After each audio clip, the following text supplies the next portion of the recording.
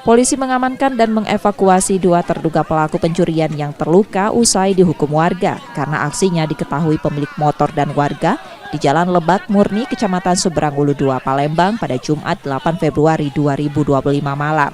2 pelaku kemudian dibawa polisi ke rumah sakit dan mengamankan dari amarah warga seusai tertangkap tangan mencuri motor milik seorang mahasiswa. Ahmad Maksum, pemilik motor, menerangkan ia yang akan pergi melihat motornya tengah didorong 2 pelaku. Kemudian ia berteriak dan mengundang perhatian warga dan menangkap pelaku.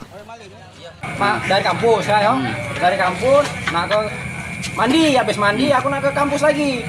Tiba-tiba buka pintu, motor aku ada kate. Aku keluar situ, posisi di depan situ ada uang yang nyetek motor. Langsung aku teriak maling, uangnya kena. Pelakunya berapa? Pelaku yang 2, Siko. Motor juga nyetek. Itu korbannya mati dimasai warga ya? Yo, korbannya dimasak. 2 pelaku kini diamankan di Polsek Seberang Ulu 2 Palembang untuk proses hukumnya. Yudi Kiswanto, Kompas TV, Palembang, Sumatera Selatan.